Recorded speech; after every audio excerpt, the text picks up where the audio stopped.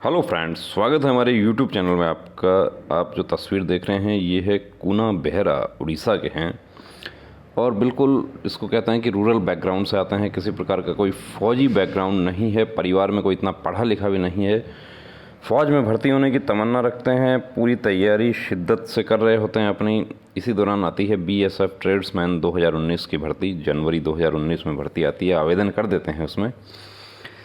आवेदन कर दिया, उसके बाद में इनका फिज़िकल होता है, ट्रेड टेस्ट, रिटर्न सब कुछ हो गया, उस मेडिकल हो गया, सारा काम हो गया है। अब इंतज़ार हो रहा है कि मेरिट आ जाएगी। मैं मेरिट में आश्वस्त हैं कि मेरा मेरिट में नाम आ जाएगा। लेकिन जब मेरिट आती है तब क्या होता है, इनका नाम नहीं आता है और उसको कहता है ना कि अब क्या करूं, कहाँ जाऊं, किसको बताऊं, कैसे बताऊं कि मेरा नाम क्यों नहीं आया, जबकि आश्वस्त हैं पूरी तरीके से कि मेरा नाम आना चाहिए, जैसे आप लोग होते हैं कि जिसका पेपर बहुत अच्छा हुआ है। अब यहाँ पर इनको जो अपनी पढ़ाई, अपना फिज़िकल, अपना मेडिकल, उसके अलावा इनको 12 महीने की जंग इनको और लड़नी पड़ती है ये वर्दी पाने के लिए। जो आप वर्दी पहने हुए देख रहे हैं और खुशी इनके चेहरे पर देख रहे हैं, इसके लिए ये लगभग 12 महीना इनका संघर्ष और चलता है। वो संघर्ष हम आपको बताने जा रहे हैं। इसके साथ ही देखिए यहाँ पर वीडियो में ये बात भी हम आपको दिखाने की कोशिश करेंगे कि यदि आप फाइट करते हैं तो आप हक की लड़ाई जो है वो आपकी जीत निश्चित होती है। यानी आपको काम सिर्फ दो ही काम आपके पास में बचते हैं जब आपके साथ ऐसा लगता है कि नाइंसाफ़ी हो गई। कि तो ये पहला तो है कि आप थक के घर पे बैठ जाएं और किस्मत का रोना रोते रहें कि ऐसा हो गया, ऐसा होता तो मैं भी सिलेक्ट हो जाता, ऐसा हो गया इसलिए मैं सेलेक्ट नहीं हुआ, ऐसा कर दिया गया, मेरी किस्मत ख़राब थी, मेरा लक ख़राब था। दूसरा काम है आप कूना की तरह आप फाइट करें, और जिसमें कहते हैं कि आप एक पोस्ट ऑफिस से लेकर, पोस्ट ऑफिस पहला काम क्या होता है, रिप्रेजेंटेशन। आप लेटर लिखते हैं अपनी तरफ से, उसी को रिप्रेजेंटेशन कहा है। एप्लीकेशन देते हैं, वो कहाँ से शुरू होता है, वो पोस्ट ऑफिस से शुरू होता है। आरटीआई कहाँ से शुरू होती है, ऑनलाइन आरटीआई पोर्टल से शुरू होती है, और वो लास्ट माननीय उच्च न्यायालय तक वो लड़ाई जो है वो चलती है। अब आपको कहाँ पर जीत हासिल हो जाए, ये देखिए आपकी लड़ाई पे, आपके जंग पे निर्भर करता है। जो सामने जो ऑफिसर बैठे हुए हैं उन पे भी डिपेंड करता है कि वो उस पर किस तरीके से वो कार्रवाई करते हैं।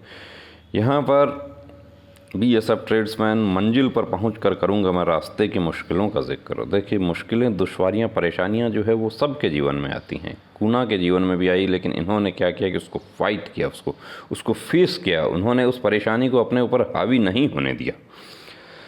कि इनका चैट भी देखिए, ये हमसे बहुत समय से जुड़े हुए थे। अब ये कहते हैं कि साहा काथा हुनातु एडवोकेट का इनको नंबर भी हमने दिया, उड़ीसा हाई कोर्ट, लेकिन उससे वो वहाँ से पहले ही जो सॉल्यूशन है वो किस प्रकार हो गया है वो आपको दिखाते हैं। ये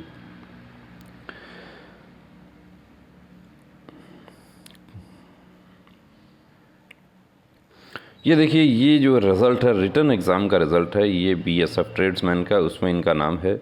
उसमें 3 गुना कैंडिडेट्स को बुलाया गया था। जितना वैकेंसी था उसके 3 पर वैकेंसी 3 कैंडिडेट का मेडिकल के लिए बुलाया जाता है। उसकी एक कट ऑफ भी लगाई जाती है कि इस कट ऑफ पे कैंडिडेट्स को बुलाया गया है।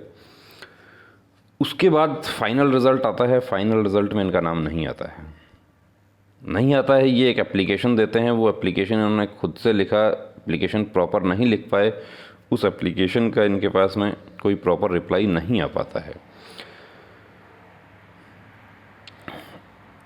फिर ये दूसरा एप्लीकेशन देते हैं, वो इन्होंने उसको थोड़ा और उसमें इम्प्रूव किया। ये एप्लीकेशन ये लगाते हैं। उसके बाद इसका ये देखिए, जो प्रूफ आप कहते हैं कि मैं एप्लीकेशन देता हूं तो मेरे पास में क्या प्रूफ होगा, क्या मुझे वहां जाके जमा करना चाहिए?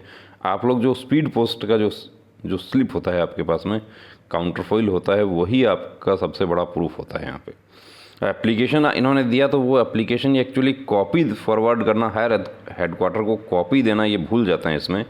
अब रिप्लाई इनके पास में आया कि आपका जो वो कंप्लेंट है उसके बारे में कि सिविल अथॉरिटी को भेजा गया है डॉक्यूमेंट्स के लिए। उससे पहले इनके पास में एक्चुअली कि मार्क्स कितना मिला है उसका आंसर की, और इनके पास में अपना ओएमआर, ये ओएमआर शीट है, ये इनका सबसे बड़ा प्रूफ था कि मुझे कितना मार्क्स मिला है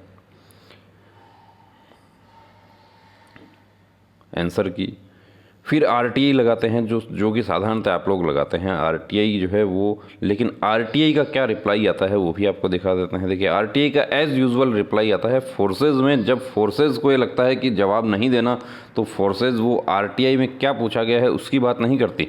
फोर्सेज सिर्फ section 24 of RTI act 2005 read with second schedule of the sad act is exempted from providing information under RTI act. Exempt किया गया है आरटीआई एक्ट। एग्ज़ाम से रिलेटेड जो जानकारी है वो उसमें भी एक कैंडिडेट से अपेक्षा की जाती है कि आप करप्शन और वायलेशन ऑफ ह्यूमन राइट्स का हवाला देंगे, तब आपको आरटीआई एक्ट के तहत जानकारी प्रोवाइड की जाए। एक कैंडिडेट जो है वो अपने नंबर जानना चाह रहा है, तो वो कहाँ उसमें ह्यूमन राइट्स और करप्शन कैसे वो उससे लिंक करेगा। लेकिन नियम है तो देखिए, नियम जैसे कानून की जानकारी आपको है, उससे कहीं ज़्यादा फोर्स के जो अफसरान हैं उनको है। तो वो जहाँ रिप्लाई नहीं देना वहाँ पर ये बहुत तगड़ा हथियार है। अब इसमें उसके बाद क्या अपील कर दो, अपील भी खारिज हो जाएगी। अपील खारिज हो जाएगी, क्या होगा, आप केंद्रीय सूचना आयोग में आप फिर अपील कर देंगे, वहाँ आपका 6 महीना 12 महीना वहाँ पे लग जाएगा, कभी कभी 2 साल भी लग जाएगा वहाँ पे। उसके बाद तब तक क्या होगा कि आप शांत हो जाते हैं कि अब क्या करें, कैसे करें, छोड़ दो। आरटीआई का एज यूजुअल रिप्लाई। उसके बाद देखिए आप बीएसएफ ट्रेड्समैन के हमारे साथियों की ज्वाइनिंग 1 दिसंबर को हो गई थी, लेकिन इनका ये ऑफर ऑफ अपॉइंटमेंट है, ये कब आता है, 5 मार्च 2021 को। 1 दिसंबर को इनके साथियों की ज्वाइनिंग 1 दिसंबर से हो गई थी। इनका ऑफर ऑफ अपॉइंटमेंट कब इशू होता है, 5 मार्च को होता है। कहाँ से होता है, office of the inspector general frontier ops Orissa. ये आप देख सकते हैं। Offer of appointment for the post of constable tradesman in BSF 2019। Refer your application for the post of constable cook in border security force. अब यहाँ पर ये select इनका जो पूरा जो इनके दोस्तों के यही लेटर जो थे वो नवंबर में आ गए थे, 15 नवंबर तक आ गए थे। अब ये जो फाइट इन्होंने किया उसमें देखिए इनको शारीरिक मानसिक प्रताड़ना कष्ट वो सब हुआ ही हुआ। इसके अलावा अब इनको कितने तारीख से ज्वाइन करवाया गया वो बता देता हूँ आपको, ये पूरी शर्तें। और इनको ज्वाइन करवाया गया 31 मार्च 2021 की बाई यानी 31 मार्च तक आप पहुँच जाएंगे। 31 मार्च तक इनको ज्वाइन करने के लिए कहा गया। तो आप खुद देख सकते हैं दोस्तों कि एक कुना ने यदि फाइट नहीं किया होता तो क्या इनको ये ऑफर ऑफ अपॉइंटमेंट मिलता, क्या इनको ये वर्दी मिलती। लेकिन ये थक कर घर पर नहीं बैठेंगे, इन्होंने अपने हक की लड़ाई जो थी वो लड़ी इन्होंने।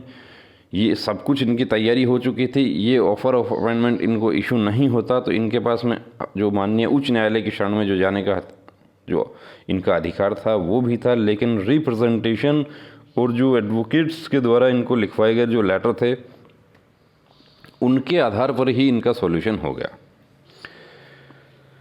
नुकसान देखिए, आर्थिक नुकसान की कोई बात नहीं है, लेकिन इनका ओवरऑल जो नुकसान है वो इनका सीनियोरिटी का भी इनका नुकसान है। क्योंकि ये इनके जो दोस्त ज्वाइन कर गए थे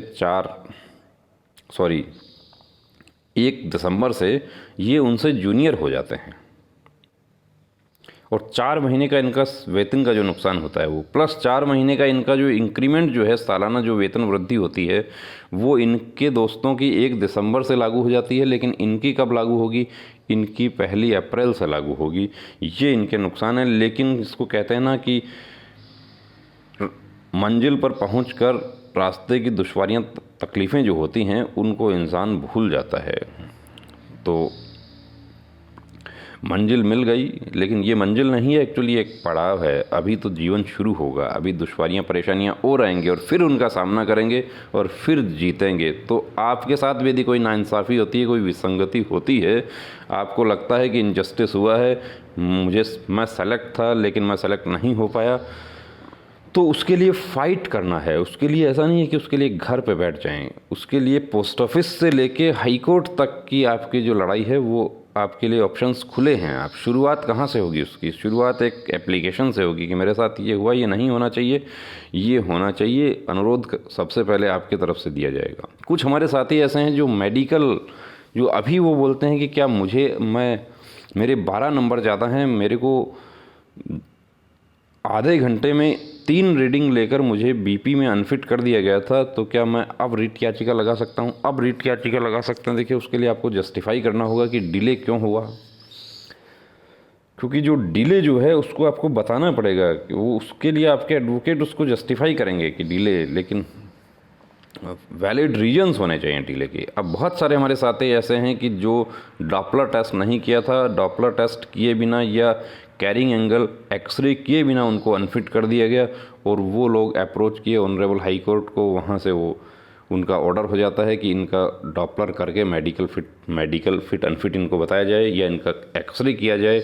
उसके बाद या जो मेडिकल बोर्ड था उसमें स्पेशलिस्ट नहीं था, उसमें ईएनटी स्पेशलिस्ट नहीं था, टॉर्च से देखकर, ओरोस्कोप भी नहीं था वहाँ पे, सिर्फ टॉर्च से देखकर उसको कैंडिडेट को अनफिट कर दिया गया। हाइड्रोसिल जैसा पॉइंट जो था उसमें टेस्टिस को टच भी नहीं किया गया, अनफिट कर दिया गया, जबकि उसका डॉपलर टेस्ट होना चाहिए। ये ऐसे बहुत सारे पॉइंट हैं। मेडिकल गाइडलाइन जो है उसके कितने ही ऐसे पॉइंट थे जिसकी वजह से हमारे जो है कितनी ही साथियों को वर्दी मिल जाएगी और मिल भी गई है।